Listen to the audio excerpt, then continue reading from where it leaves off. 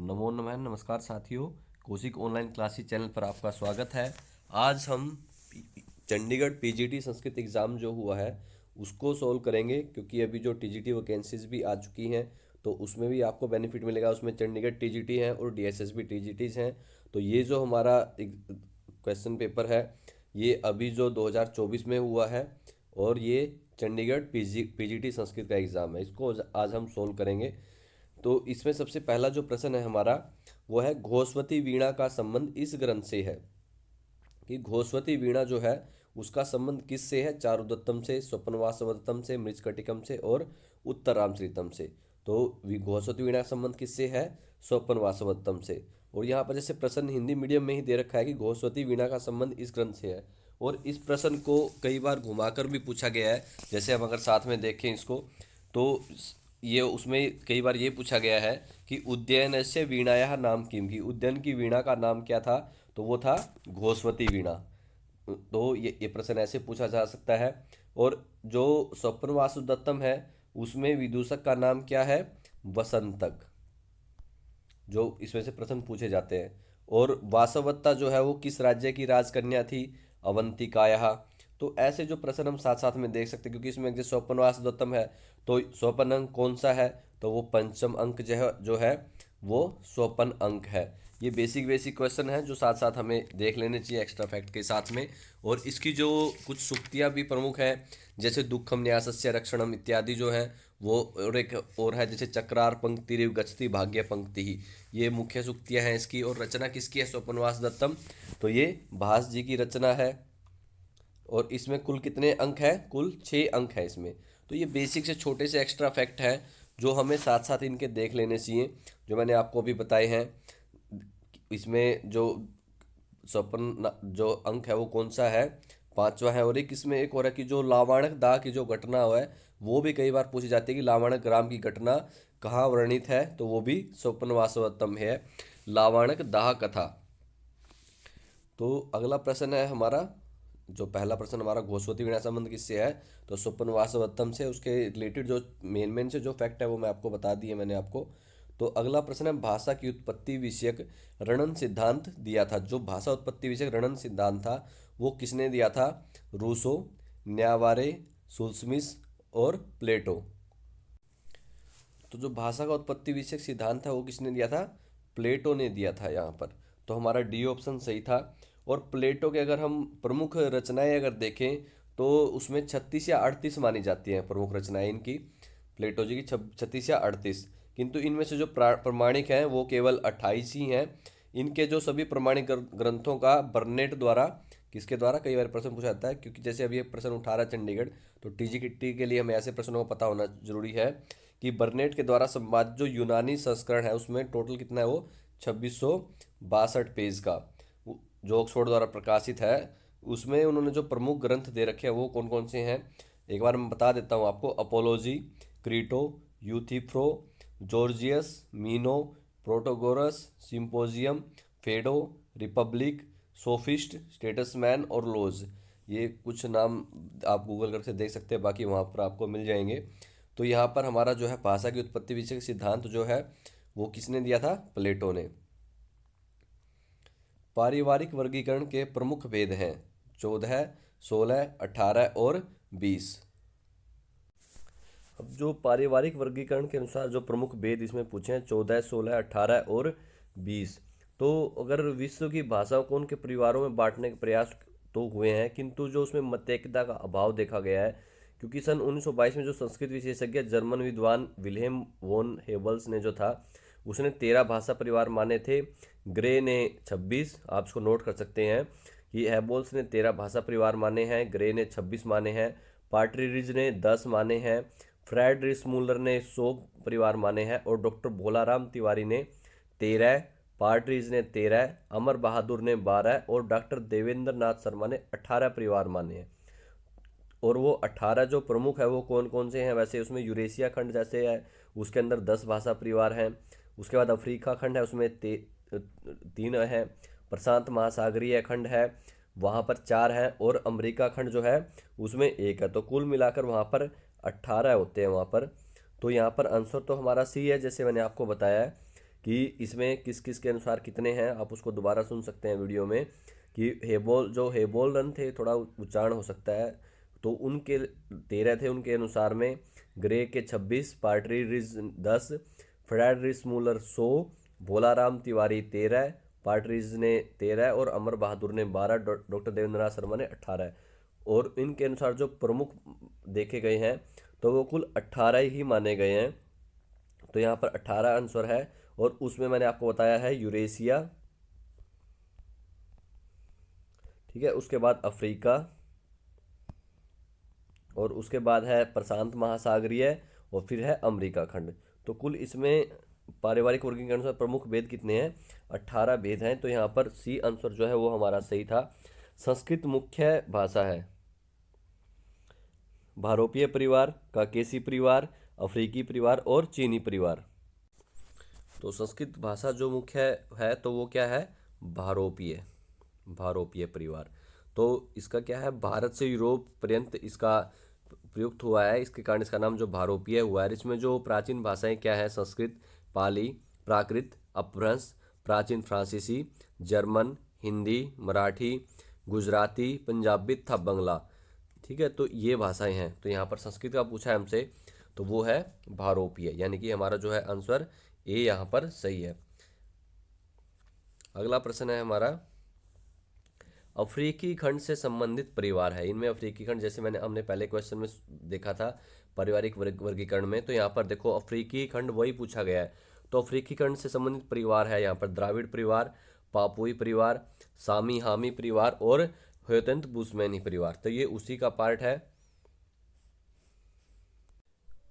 तो यहाँ पर अगर हम बात करें अफ्रीकी खंड, जो हमने बताया था उस टाइम पर कि इसके अंदर कुल 3 है, ठीक है। तो उन तीनों में से यहाँ पर देखो पूछा गया, सबसे पहला है सुडानी, सुडानी भाषा परिवार, ठीक है। उसके बाद है यहाँ पर बस्तु, और तीसरा जो हमारा आंसर में ये यहाँ पर होतेंतो बुशमैनी परिवार।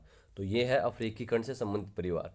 और इनसे इस प्रश्न से आप समझ सकते हैं कि हमें जो सभी भाषा परिवार में, जैसे यूरेशिया बताया है, अफ्रीका खंड बताया है, प्रशांत महासागरीय बताया है और अमेरिका खंड।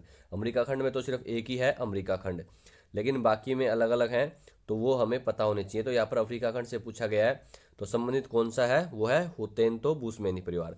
अगर हम बाकी की बात करें, यहाँ पर जो ऑप्शन दिए हुए हैं, जैसे द्रविड़ परिवार है, पापुई परिवार है और सामी हामी परिवार है, तो ये किससे हैं? जैसे अगर हम द्राविड़ की बात करें, तो द्राविड़ किससे है? यूरेशिया खंड से है। तो द्राविड़ का यहाँ पर कौन से संबंधित होगा? यूरेशिया। और पापुई परिवार की अगर हम बात करें तो वो है प्रशांत महासागरीय से संबंधित। और अगर सामी हामी की बात करें यहाँ पर हम, तो ये है यूरेशिया से। लेकिन यहाँ पर हमारा अफ्रीका खंड पूछा गया है, तो वो होगा हुतैंत बुशमैनी परिवार। आकृति मूल वर्गीकरण के आधार पर संस्कृत भाषा है श्लिष्ट योगात्मक, अश्लिष्ट योगात्मक, प्रश्लिष्ट योगात्मक और अयोगात्मक।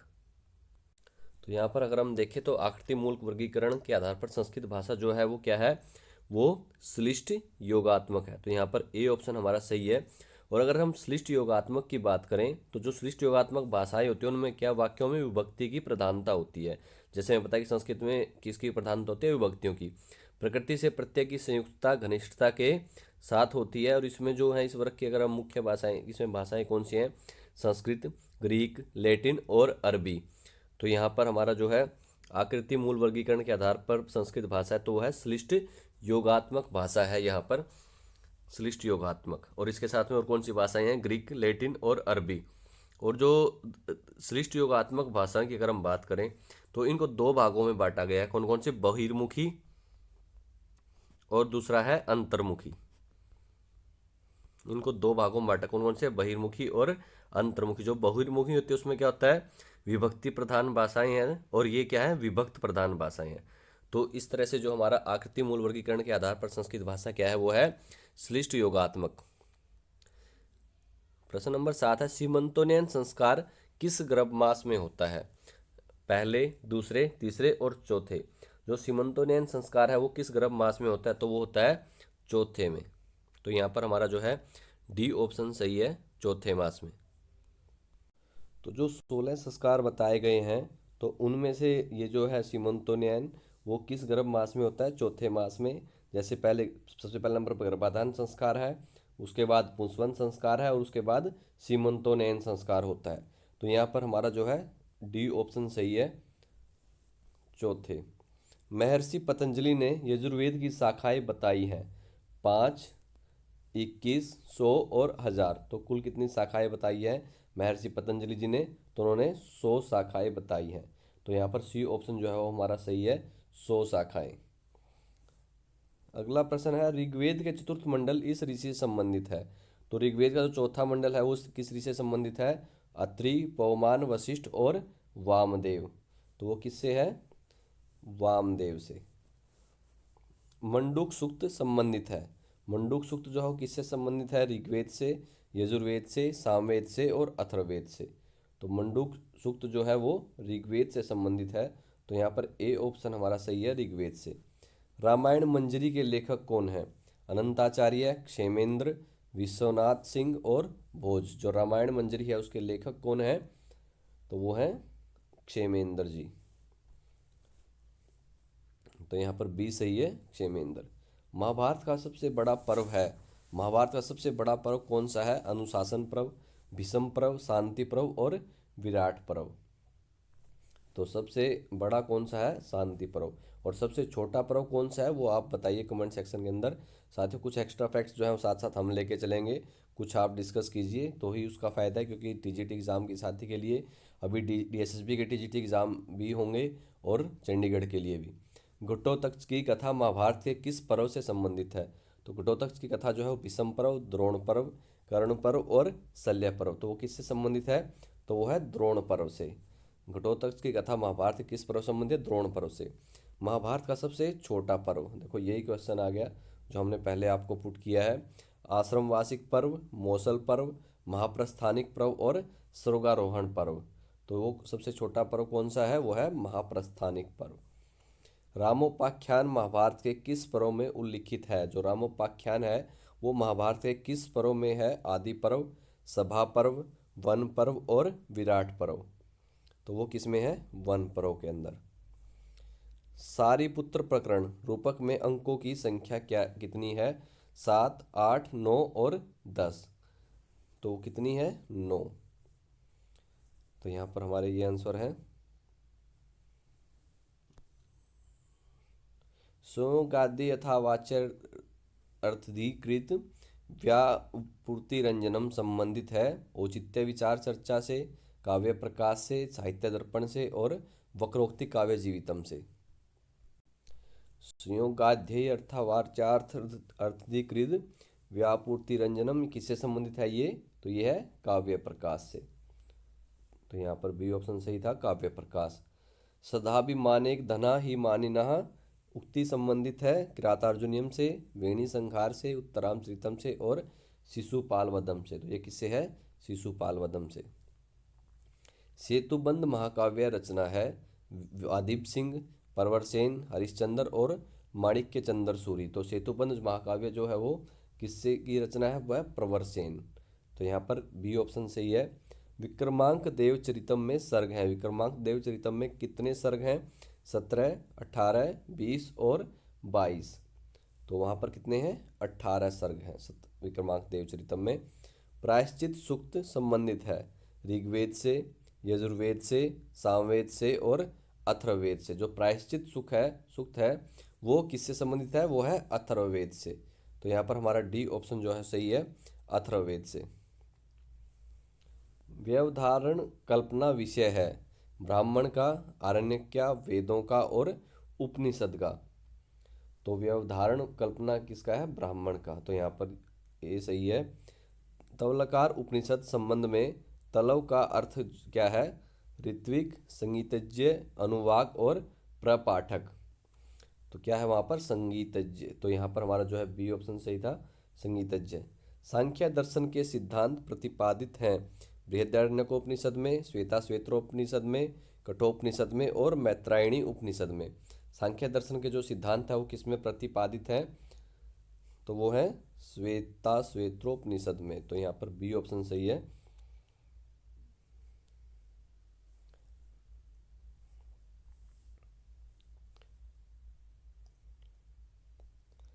पाणिनीय शिक्षा में इतने वर्णों का उल्लेख है। जो पाणिनीय शिक्षा है उसमें कितने वर्णों का उल्लेख है? 32, 36, 63 और 68।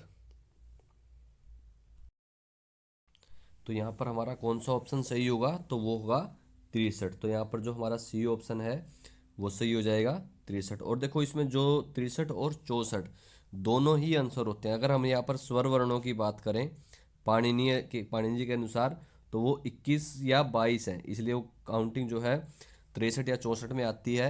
उसके बाद व्यंजन जो हल वर्ण होते हैं वो 33, और अयोग वहा 4, यम 4, और एक जो है वो दूसपृष्ठ होगा। ठीक है, एक। तो इस तरह से ये 33, 37, 41, 42 और ये 21 या 22, तो इस तरह से 63 या 64 होते हैं। तो यहाँ पर 63 ऑप्शन है तो 63 हमारा सही होगा, और 64 है तो 64 भी सही ही होता है। तो दोनों में से कोई भी ऑप्शन है तो वो दोनों सही होंगे। संस्कारों का वर्णन मिलता है धर्म सूत्रों में, स्रोत सूत्रों में, गृह सूत्रों में और सुलो सूत्रों में। तो यहाँ पर जो संस्कारों का वर्णन कहाँ पर है? गृह सूत्रों में। तो यहाँ 63 था। अनुक्रमणी का क्या अर्थ है? कोश, सूत्र, कांड और सूची। तो अनुक्रमणी का अर्थ क्या आता है? सूची। मैक्स मूलर मंत्र काल मानते हैं 1200 से 1000 ईसा पूर्व, 1000 से 800 ईसा पूर्व, 800 से 600 ईसा पूर्व और 600 से 400 ईसा पूर्व। तो मैक्स मूलर जो है वो मंत्र काल कौन सा मानते हैं? तो वो मानते हैं 1000 से 800 ईसा पूर्व। वैदिक भाष्यकार सायणाचार्य का काल है 8वीं शताब्दी ईस्वी, 10वीं शताब्दी, 12वीं शताब्दी और 14वीं शताब्दी। तो वो है 14वीं शताब्दी।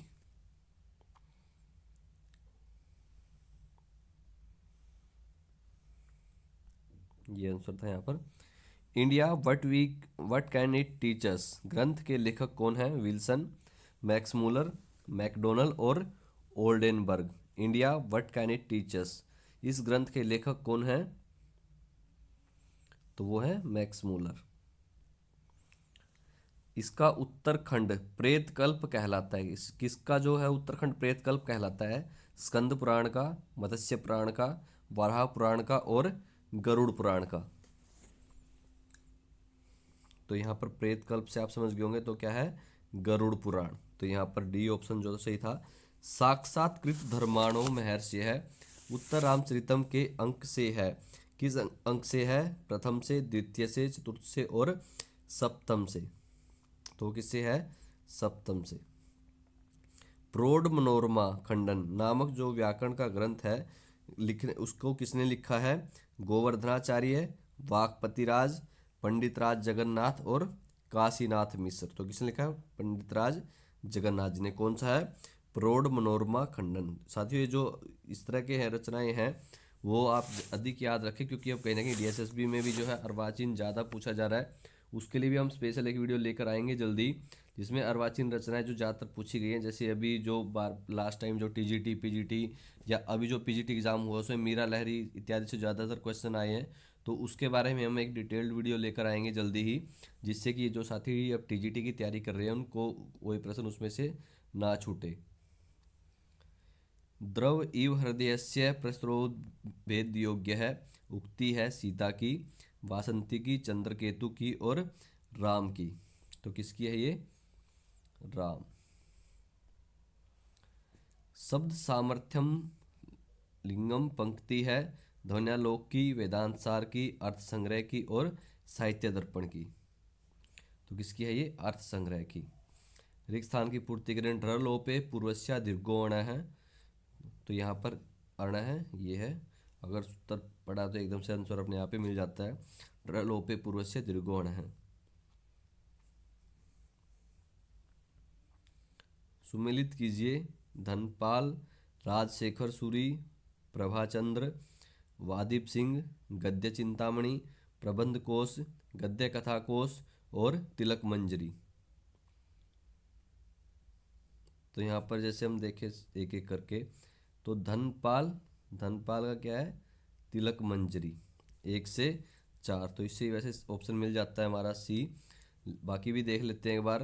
राजशेखर सूरी प्रबंध कोश, प्रभाचंद्र गद्य कथा कोश और वादीप सिंह गद्य चिंतामणि। तो इस तरह से जो है सी ऑप्शन यहाँ पर सही है। लक्षणे अन्य ही कृते च अस्य पक्ष संसिधिरेव न संबंधित है काव्यादर्श से, ध्वन्यालोक से, काव्य प्रकाश से और वक्रोक्ति जीवितम से। तो किससे है ये? ध्वन्यालोक। ततः क्षीयते प्रकाशावरणम संबंधित है आसन, धारणा, ध्यान और प्राणायाम। तो किससे है ये? प्राणायाम। न ही रसादृते कश्चिद अर्थ प्रवर्तते, पंक्ति है नाट्यशास्त्र की, 10 रूपक की, साहित्य दर्पण की और काव्य प्रकाश की। तो किसके है? नाट्यशास्त्र की।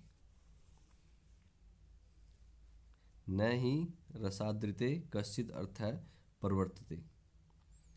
आधुनिक युग भास के 13 नाटकों से परिचय कराने वाले विद्वान हैं सोमदेव सूरी, हेमाद्री, टी गणपति शास्त्री और विश्वेश्वर भट्ट। तो कौन है? टी गणपति शास्त्री। नियत वाच्योयुक्तयो नियतानुपूर्व्या भवन्ति, पंक्ति संबंधित है अर्थ संग्रह, निरुक्त, काव्यादर्श और साहित्य दर्पण। तो किससे है ये? निरुक्त से। वाक्योचे महावाक्यम उद्धृत है साहित्य दर्पण से, वेदांत सार से, उपनिषद से और काव्य प्रकाश से। तो किससे? साहित्य दर्पण से।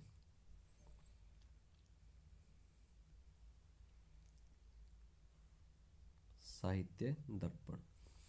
ध्वन्यालोक विभक्त है। ध्वन्यालोक जो किस में विभक्त है? तो वो है निश्वास में, उद्योत में, अध्याय में और उल्लास में।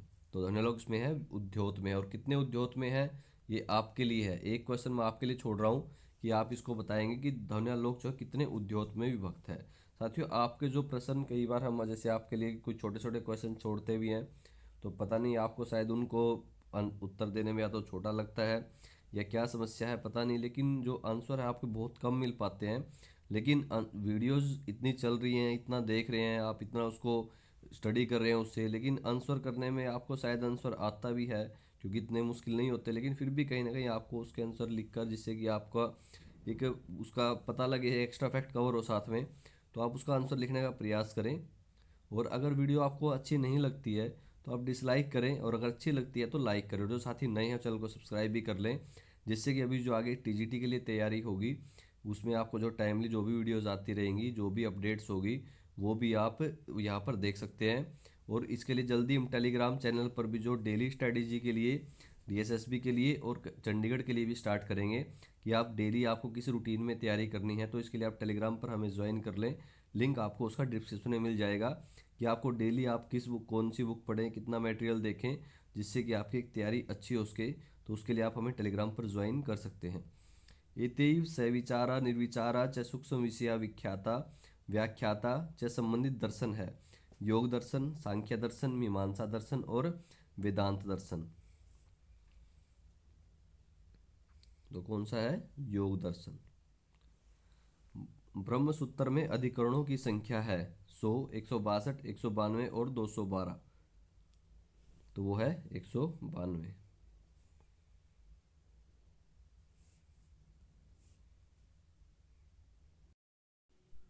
बौद्ध दर्शन के अनुसार प्रथम महासभा किसके शासनकाल में हुई थी?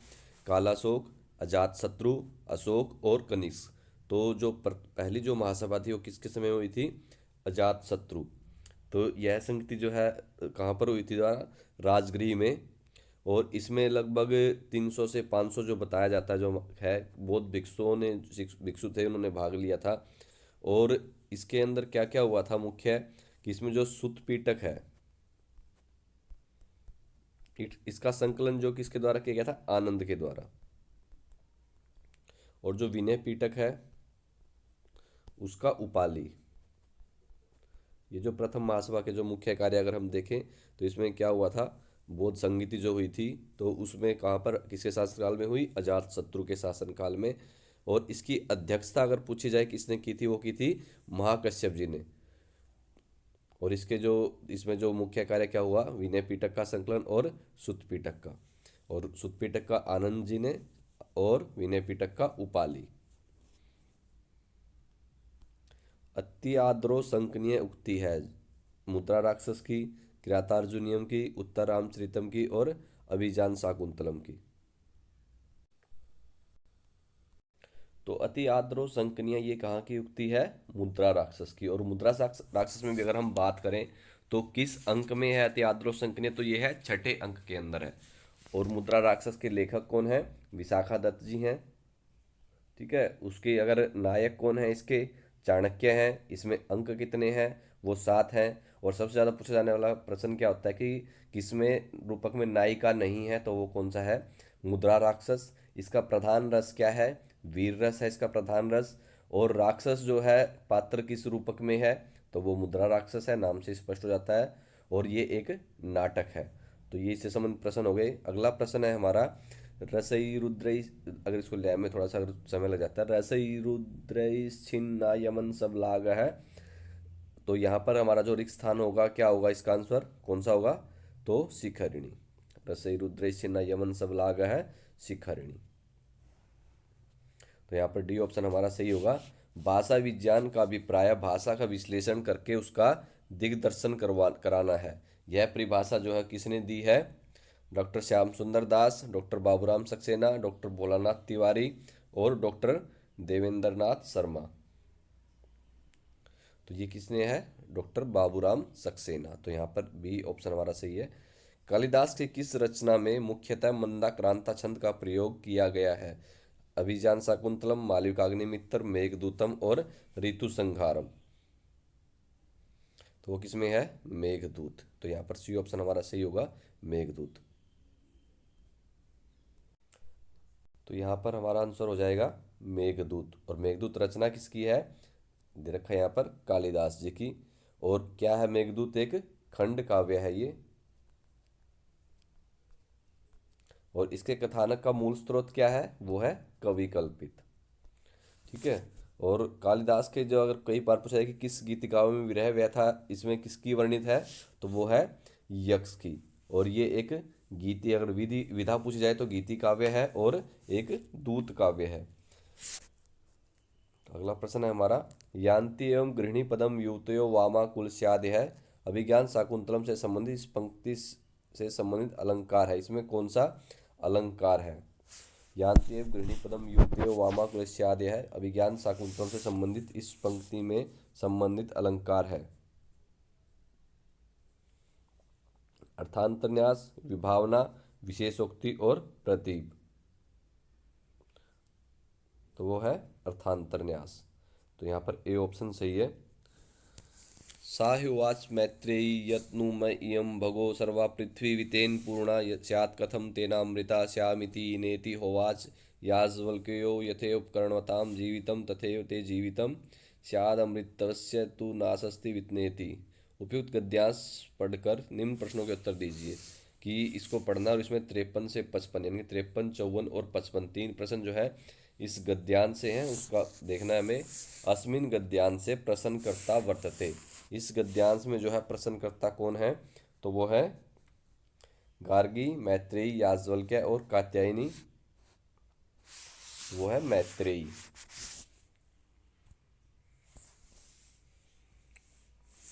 तो यहाँ पर बी ऑप्शन सही है, मैत्रेयी। यदि सर्वा पृथिवी वित्तेन पूर्णा स्यात् तर्हि किं न प्राप्तुं शक्यते भगम अमृतत्वं जीवनम कीर्तिम। तो क्या होगा, अमृतत्वम। उपयुक्त गद्यांश इस उपनिषद से संबंधित है, किससे उपनिषद संबंधित है, बृहद आरण्यक, छांदोग्य, केन और मांडुक्य। तो वह है बृहद आरण्यक। सम्रांग सम्रांगण सूत्रधारा ग्रंथ के लेखक कौन है, इसके लेखक कौन है, कलहण, श्रीधर, भोज और मखंग। तो वो है भोज। वैदिक जगती छंद में वर्ण होते हैं 36, 44, 48 और 40। तो कितने होते हैं, 48। तक्ष पुत्र थे राम के, लक्ष्मण के, भरत के और शत्रुघ्न के। तो वो थे भरत के। वाल्मीकि कृत रामायण के सुंदरकांड में सर्गों की संख्या है। वाल्मीकि कृत रामायण जो उसमें सुंदरकांड में कितने सर्ग हैं? तो वो है 68, 68। पंच तन मात्राओं में यह गणनीय नहीं है। आकाश, स्पर्श, रूप, रस। तो उसमें आकाश नहीं है। नहीं है, देखो कई बार हम जल्दबाजी में प्रश्न गलत कर जाते हैं। तो ये अगर नहीं देख, क्योंकि कई बार हम देखते हैं पंच तन मात्रा, तो हमने कोई ना कोई एकदम से टिक मार्क कर देंगे तो गलत हो जाएगा। क्योंकि स्पर्श, रूप और रस ये पंच तन मात्राओं में है। और बाकी दो कौन से हैं वो कमेंट सेक्शन के अंदर आप बताएंगे। तो यहाँ पर हमारा जो है नहीं पूछा है, तो वो है आकाश। मृच्छकटिकम में के मंगलाचरण में स्तुति की गई है। मृच्छकटिकम के मंगलाचरण में किसकी स्तुति की गई है? शिव की, विष्णु की, ब्रह्मा की और सरस्वती की। तो मृच्छकटिकम के मंगलाचरण में किसकी स्तुति है? शिव, विष्णु, ब्रह्मा और सरस्वती। तो किसकी है वो? शिव की स्तुति है। और इसमें कई बार ये पूछा था, मृच्छकटिकस्य नांदी पाठे कस्या देवतायाः स्माधे माध्यमेन रक्षा कामना कृता अस्ति। तो वो भी शंकर है, तो वहाँ पर। और मृच्छकटिकम में इसकी जो कथा है वो किस में समायोजित है? तो वो है अंकों में। और यहाँ पर कितने अंक हैं? 10 अंक हैं। और इसके नायक कौन है? चारुदत्त। और मृच्छकटिकम क्या है? ये एक प्रकरण है। और इसका शाब्दिक अर्थ क्या है? मिट्टी की गाड़ी। और इसके रचयिता कौन है? किसके द्वारा रचना की गई है? वो है शूद्रक। ये बेसिक क्वेश्चन आप सबको पता है, लेकिन फिर भी कहीं ना कहीं अगर जैसे हम आपसे पूछते हैं तो इनको थोड़ा सा साथ में स्मरण कर लेना चाहिए। अगला प्रश्न है हमारा, बुद्ध चरितम रचना है भास, भवभूति, अश्वघोष और मंक। तो बुद्ध चरितम किसकी रचना है? अश्वघोष जी की। शिवराज विजयम के प्रतिनायक हैं, देखो यहाँ पर प्रतिनायक पूछा है, शकार, अफजल, औरंगजेब और शहाबुद्दीन। तो इसके प्रतिनायक कौन है? अगर हम नायक की बात करें, कौन है? महाराष्ट्र केसरी शिवाजी। और इसके प्रतिनायक कौन है? औरंगजेब। तो यहाँ पर सी ऑप्शन हमारा सही है, औरंगजेब है। और इसका प्रारंभ कहाँ से होता है? सूर्योदय वर्णन से। और इसमें अगर हम कितने निश्वास हैं, किसमें विभक्त हैं पूछा जाए तो निश्वास में और विराम में है। तो इसमें कितने निश्वास हैं? 12 है। और एक विराम में कितने निश्वास हैं? 4 निश्वास हैं। तो कुल निश्वास कितने हुए? 12। और विभाजन किसमें? निश्वास में और विरामों में। और इसका मंगलाचरण जो है वो कहाँ से है? ये है श्रीमद् भागवत पुराण से लिया गया इसका मंगलाचरण। और ये एक उपन्यास है। और इसकी रचना किसने की थी? मुख्य प्रश्न वही है, अंबिका दत्त जी के द्वारा, अंबिका दत्त व्यास जी के द्वारा। कवि धनपाल रचित ग्रंथ है मंदार मंजरी, गद्य चिंतामणि, वेम भूपाल चरितम और तिलक मंजरी। तो कवि धनपाल के द्वारा रचित ग्रंथ कौन सा है? तो वो है तिलक मंजरी। तो यहाँ पर हमारा जो है डी ऑप्शन सही है, तिलक मंजरी। नैषधीय चरितम में 4 देवता और नल पंचनली का सरस्वती द्वारा श्लेषयुक्त वर्णन है।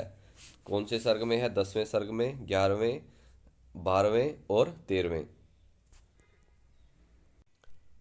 तो ये नैसे 4 देवता और पंचनली कहाँ पर है?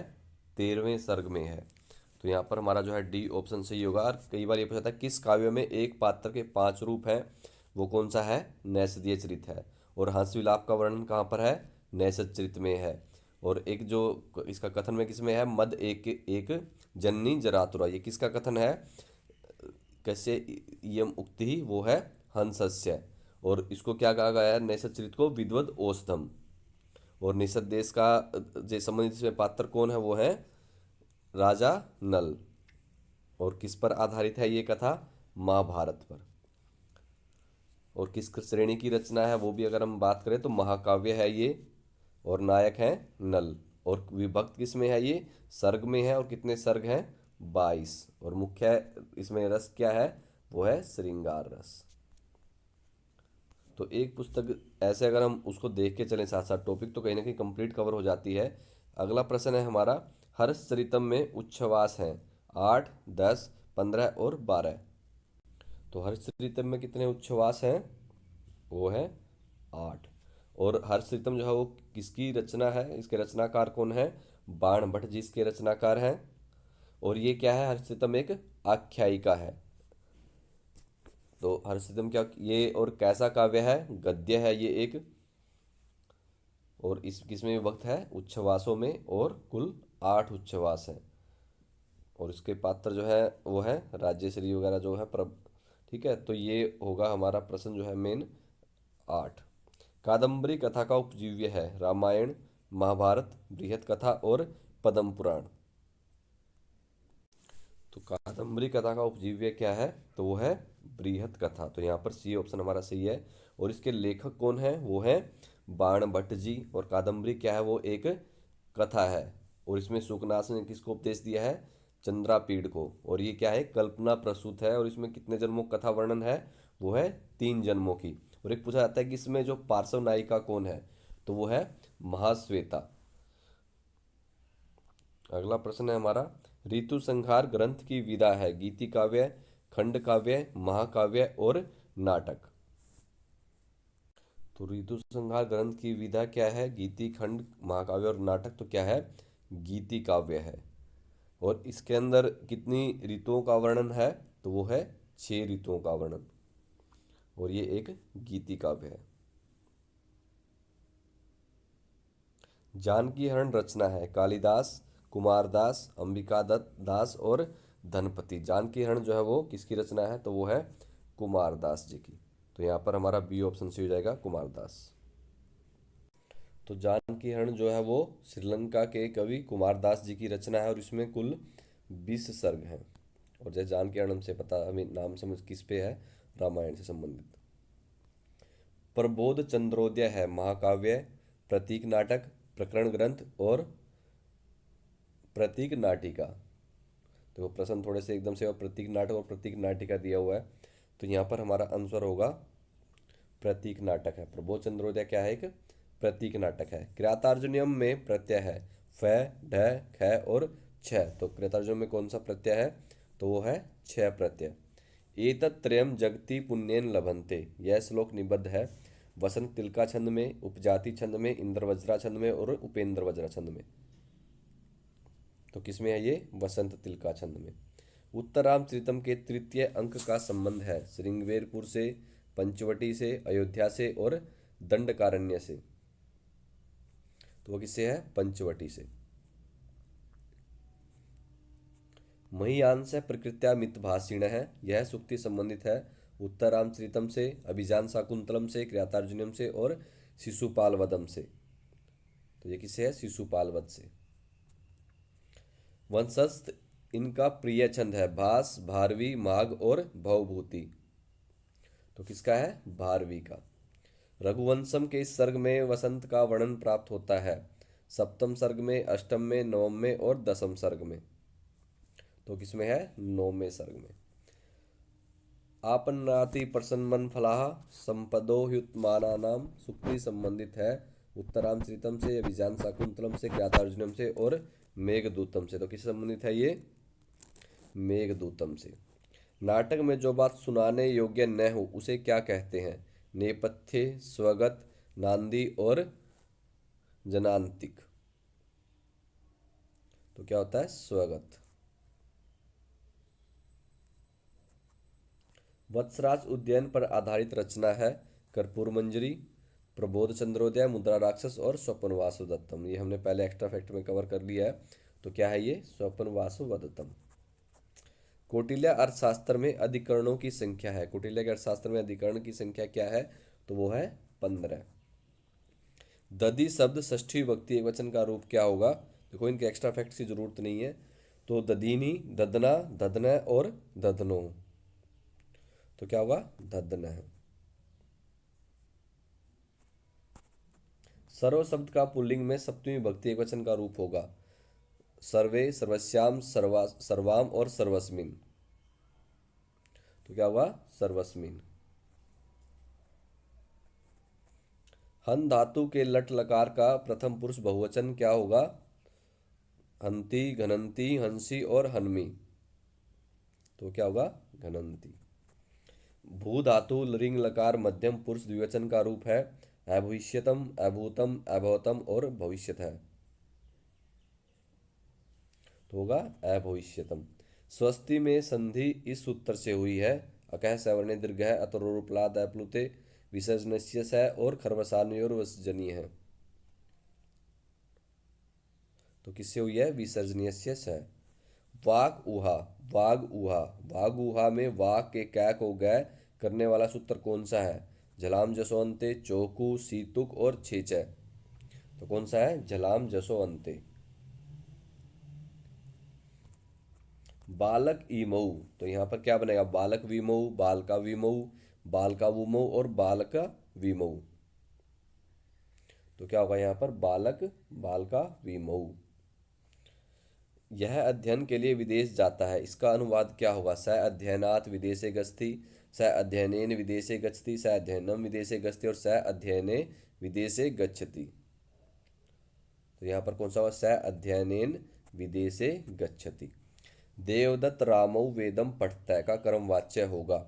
वेदः पठ्यते देवदत्त रामाभ्याम, वेदः पठ्यते देवदत्त रामाभ्याम, वेदौ पठ्यते देवदत्त रामाभ्याम और वेदः पठ्यते देवदत्त रामाभ्याम। तो यहाँ पर क्या होगा? वेदः पठ्यते देवदत्त रामाभ्याम। प्रारच्छति का संधि विच्छेद है, प्ररच्छति। तो यहाँ पर क्या होगा? प्र प्लस रिच्छति। माथुर शब्द में प्रत्यय है यत, ण्यत, अण और य। तो कौन सा होगा? अण प्रत्यय।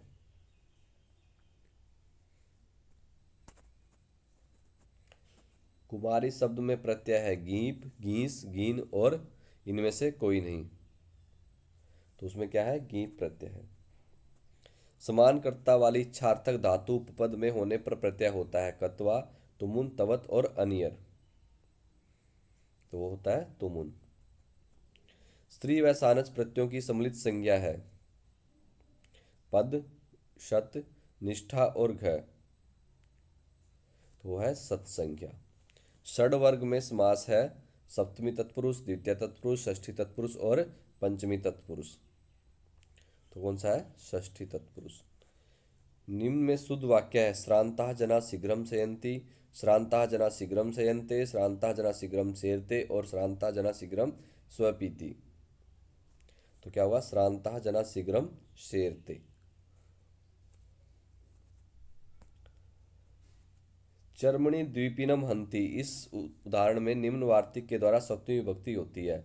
यस्य च भावेन भावलक्षणम, निमित्त कर्म योगे यतस्य निर्धारणम और सप्तम्यधिकरणे च। तो किसमें होगी?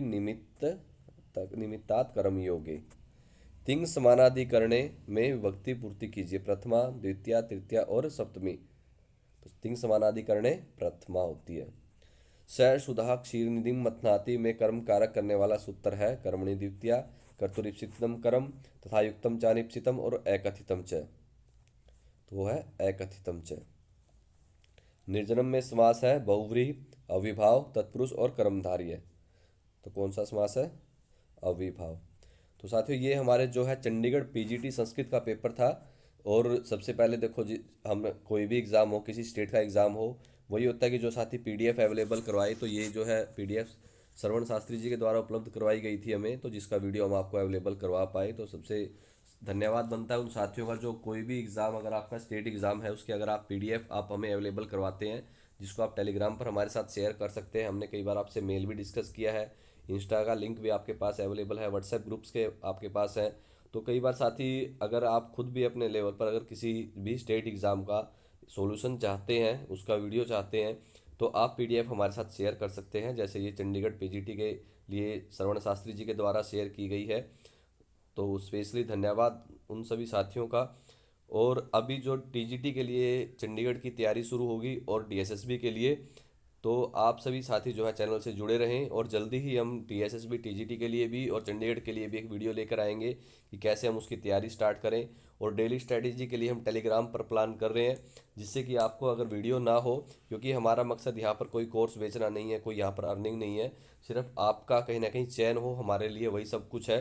तो जो कुछ भी अवेलेबल होगा आपको वो टोटल फ्री ऑफ कॉस्ट होगा। तो वो सब स्ट्रेटेजी आपको टेलीग्राम पर मिलेंगी। आपको लिंक हम शेयर कर देंगे टेलीग्राम का डिस्क्रिप्शन में, वहाँ से आप ज्वाइन कर सकते हैं।